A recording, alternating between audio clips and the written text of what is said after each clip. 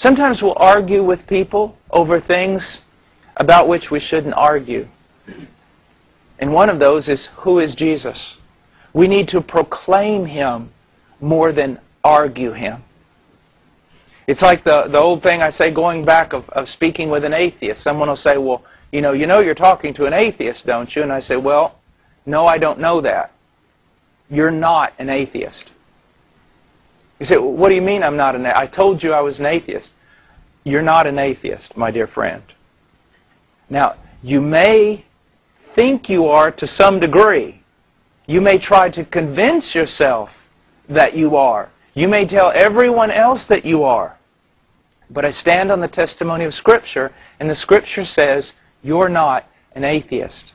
The Scripture says you know enough about the one true God to be hostile toward Him, and you know enough about the truth of the one true God to seek to suppress it.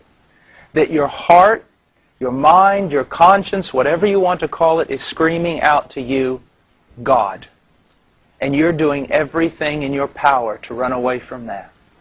So we proclaim the Scripture. We proclaim Jesus is Lord.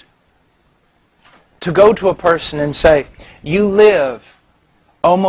seek to live as an autonomous creature, to be independent and free, but you will never be free. You will never be autonomous. You have a Lord, and you must acknowledge that and submit to Him. You must.